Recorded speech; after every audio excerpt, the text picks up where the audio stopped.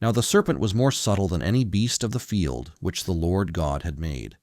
And he said unto the woman, Yea, hath God said, Ye shall not eat of every tree of the garden? And the woman said unto the serpent, We may eat of the fruit of the trees of the garden. But of the fruit of the tree which is in the midst of the garden, God hath said, Ye shall not eat of it, neither shall ye touch it, lest ye die. And the serpent said unto the woman, Ye shall not surely die.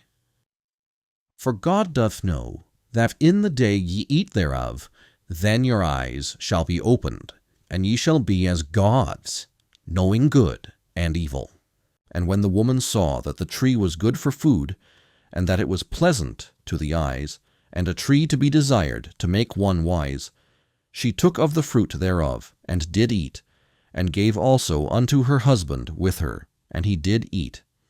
And the eyes of them both were opened, and they knew that they were naked. And they sewed fig leaves together, and made themselves aprons. And they heard the voice of the Lord God walking in the garden in the cool of the day. And Adam and his wife hid themselves from the presence of the Lord God amongst the trees of the garden. And the Lord God called unto Adam, and said unto him, Where art thou? And he said, I heard thy voice in the garden, and I was afraid, because I was naked, and I hid myself. And he said, Who told thee that thou wast naked? Hast thou eaten of the tree, whereof I commanded thee that thou shouldest not eat? And the man said, The woman whom thou gavest to be with me, she gave me of the tree, and I did eat. And the Lord God said unto the woman, What is this that thou hast done? And the woman said, The serpent beguiled me, and I did eat. And the Lord God said unto the serpent, Because thou hast done this, thou art cursed above all cattle, and above every beast of the field. Upon thy belly shalt thou go, and dust shalt thou eat all the days of thy life.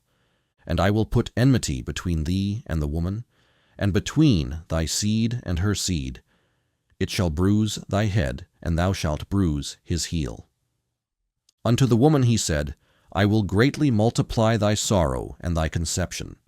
In sorrow thou shalt bring forth children, and thy desire shall be to thy husband, and he shall rule over thee. And unto Adam he said, Because thou hast hearkened unto the voice of thy wife, and hast eaten of the tree of which I commanded thee, saying, Thou shalt not eat of it, cursed is the ground for thy sake. In sorrow shalt thou eat of it all the days of thy life. Thorns also and thistles shall it bring forth to thee, and thou shalt eat the herb of the field. In the sweat of thy face shalt thou eat bread, till thou return unto the ground. For out of it wast thou taken, for dust thou art, and unto dust shalt thou return. And Adam called his wife's name Eve, because she was the mother of all living. Unto Adam also and to his wife did the Lord God make coats of skins, and clothed them. And the Lord God said, Behold, the man is become as one of us, to know good and evil. And now, lest he put forth his hand, and take also of the tree of life, and eat, and live forever.